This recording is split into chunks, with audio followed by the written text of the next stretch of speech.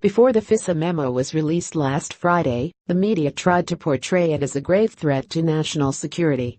When it was released, they began to refer to it as an example of the dreaded nothing burger. The Republicans had overpromised and underproduced, the media line seemed to be. Never mind that it revealed that the unverified Trump dossier, which investigators knew was compiled by anti-Trump forces, was used to obtain a warrant under the Foreign Intelligence Surveillance Act against a member of the Donald Trump campaign. Never mind that it laid out all of the times at which the FBI ought to have known the dossier was unreliable and tainted by bias, yet had no problem using it in a court that was set up specifically to prevent American citizens from being spied on by the government for spurious reasons. It was a dud. Nothing to see here.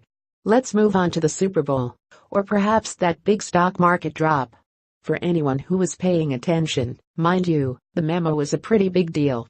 It threw back the curtain on weaponized intelligence being used against a candidate for the presidency for political reasons. While we had heard whispers of what was in the memo before, what it revealed had yet to be put forth in such detail. At that level, the media's relative silence about the memo was telling.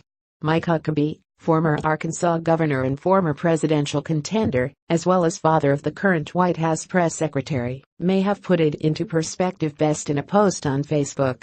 I lived through Pentagon Papers and Watergate, Iran-Contra and Whitewater and more, but first time in my life seeing press trying to keep lid on government actions rather than fully expose, Huckabee wrote on Monday. They hate Donald Trump that much. More than they love truth. Sad. Journalism is dead. There is not integrity in the press. They write the news to fit their agenda. Telling the truth is not in their makeup, one user wrote. I am saddened. I don't think what is written in the press can be called journalism any longer, another said. It is sad to say you are right, but you are, another noted, saying that the media hate the president because they cannot control him. Huckabee's post was a timely one, considering it came on a day where the Senate Judiciary Committee released a document stating that members of Hillary Clinton's inner circle and the Obama State Department fed information about Trump to Steele during the investigation. According to the Washington Examiner, the controversy involves an additional memo written by Steele for the dossier that was not included in what was released to the public by BuzzFeed in January 2017. Steele wrote the additional memo based on anti-Trump information that originated with a foreign source, the Examiner wrote.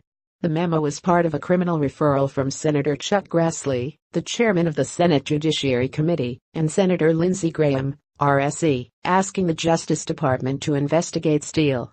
In a convoluted scheme outlined in the referral, the foreign source gave the information to an unnamed associate of Hillary and Bill Clinton, who then gave the information to an unnamed official in the Obama State Department, who then gave the information to Steele. Steele wrote a report based on the information, but the redacted version of the referral does not say what Steele did with the report after that.